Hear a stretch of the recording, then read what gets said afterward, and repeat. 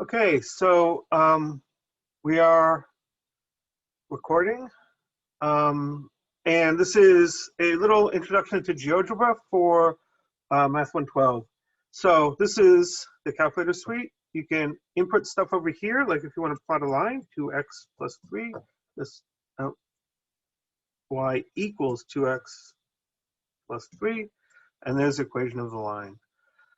There's the picture of the line. So Geogebra is very useful for graphing things like this. You can change colors and stuff by going to settings. Suppose we want to make it blue, we can make it blue, and we can close that. Not sure why this screen is here. So there's an equation of the line. When you graph things, you can pick out the special points. So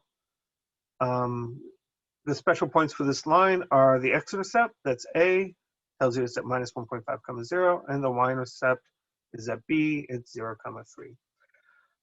So you can put in a line either as y equals 2x plus 3, and it gives it the letter F, or you can put in the line in functional notation, so g of x equals, say, minus 4x plus 7, and that gives you a different line. So there's my green line, that's minus 4x plus 7. You can tell that that's the green line, the blue line. Those are my two functions. So one thing that you'd like to know about lines, and if you're doing the problems involving Bob's Donuts and his monthly pass, is where do two lines intersect? And Geogebra has a nice tool for that, the point tool. Click on that, go to where the line is intersected, and you can click on that, and it gives you a point C. Go back to the calculators and says, oh, intersection of G and F. It's 2/3 and 4 1/3. So that can give you the intersection. So Geogebra is very useful for finding various things. Of course, when you do homework, you expect it to actually do the calculations, show the calculations, but Geogebra can actually tell you very quickly whether or not your calculations are correct or not. Another nice thing about Geogebra, so we're going to just delete our lines now, is you can put in a parameter. So y equals 2x plus b, and write it like that. And if you hit enter, it says, oh, okay, you want the b to be a parameter that you can vary. So you get a slider, and now you can change where the line is, right? Now the y-intercept is 5. I can move it down a little bit, and now the y-intercept is 4, 4.1, move it down to 2.1. So, and you can animate that if you click the animate button, and there's the line moving. These are all parallel lines. They'll all just have different y-intercepts. So we can stop that, and we'll delete that and set up a different thing. You can also see what happens if you change the slope. So mx plus 2, and now m, the slope is our variable, and so we can, our parameter, so we can change that. If we make it more positive, it gets steeper. If we make it less positive, it gets less steeper. Slope of 0, there we go, it's a horizontal line, and then negative slopes tilt the other way. And again, you can animate that, and your line goes back and forth. So you can put lines in there pretty easily. Circles, same kind of way. You can say, well, I want x squared plus y squared equal to 9. And that gives me a circle of radius 1. Oh, no, sorry, radius 3, centered at the origin. You can also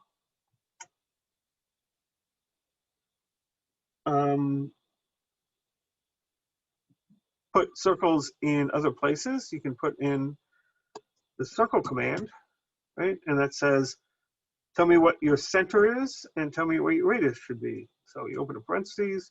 They say, I want my center, say, to be at 2 comma 3, and I want my radius to be 2, comma 2. And there's my second circle, right? I suppose we want this to be a different color. I'm not sure why they're always turning all my things black, we'll make that one red. So there's a red circle. And notice that when you plot a circle by giving the center and the radius, it turns it into an equation, x minus 2, so the 2 comes from the x coordinate of the center, plus y minus 3, and that comes from the y coordinate of the center, equals 4, which is r squared. This is called the standard equation of a circle. So we'll talk about that more in a little bit, but let me just point out, if you want to know where those two circles intersect, again, you can just click on that, and that'll give you a point, and you can go back, and it says, the intersection of these two is what? And it's all this. And that's a decimal approximation. You can actually solve to find out exactly, with the square root cell, exactly what that is. So I'm going to delete the black circle, and we'll look at the red circle for a moment, and we'll ask ourselves, where does this equation come from? Why is x minus 2 squared plus y minus 3 squared equal to 4? Why does that give me this circle? Well, that comes from Pythagoras' theorem, right? So we'll put in the center just as a point. So if you put 2, 3, it says there's a point. We can use the point tool again to pick a point somewhere on our graph. Stay there. And now we have 2 points. And that's some point.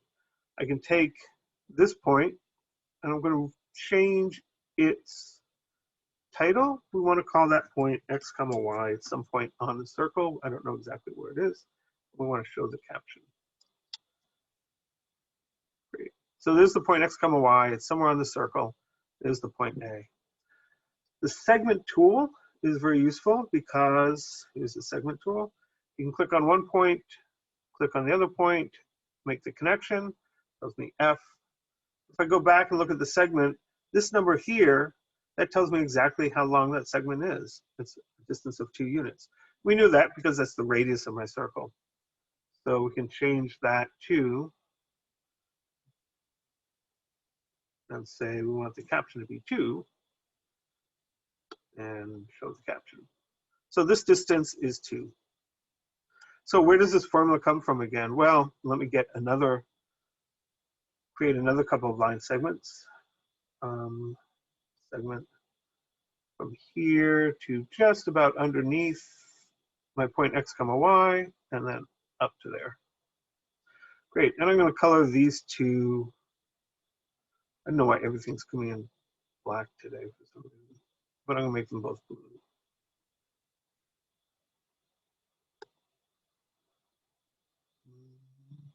Click on that.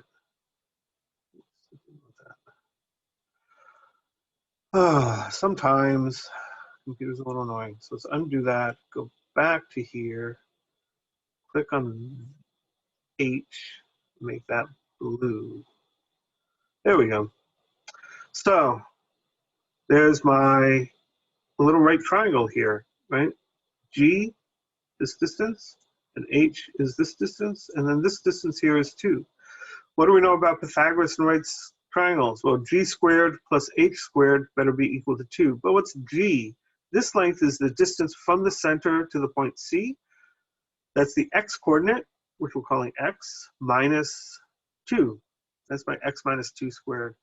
This is my y minus 3 squared, because y is the coordinate of, the y coordinate of this point is what I'm calling y. C has a y coordinate of 3, so this length h is y minus 3, where y is whatever that number is. So that's my y minus 3. And then r squared is this. So this is a squared plus b squared equals c squared. This side of the triangle plus this side of the triangle equals that side of the triangle. That's where this equation from the circles come from. So we will just delete all that, because this is mostly about how does Geogebra work.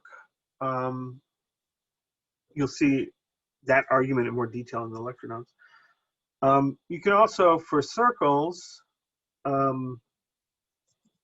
as we will see in the lecture notes, circles can be written in a different way.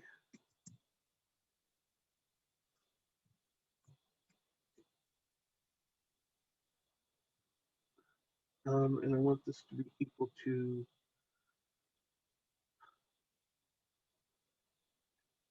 3. Great, so x squared plus 4x plus y squared minus 6y, that equals 3. So it looks like a circle. Why is it a circle? Well, let me think about the point that I get when I take half of the 4 for my x coordinate and half of the minus 6 for my y coordinate. Oh, sorry, got the numbers backwards. Half of the 4 for the y coordinate, but change the sign, so minus 2, and then half of the 6 of the minus 6, but change the sign, so that gives me a 3. And that looks like it should be the center of that circle. What's the radius of this circle? Well, how do I figure that out? Well, one way to do that is to take a point that's somewhere on the circle, like that one. Take my line segment tool and draw the line segment between the two, and that gives me this, and go back to my calculator. And it tells me that this distance is 4. So this circle, given by this equation, looks like it should have a center of minus 2, 3 and a radius of 4. We can check that.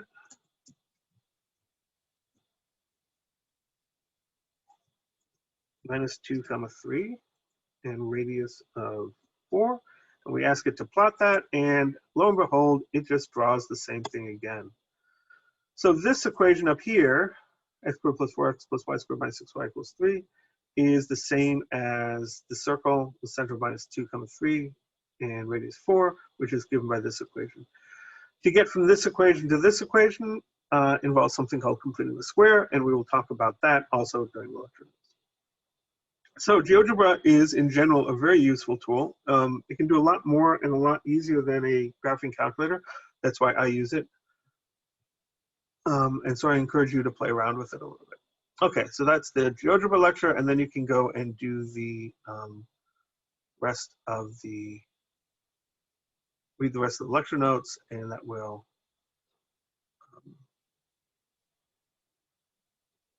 show you how to find these things about these equations and stuff.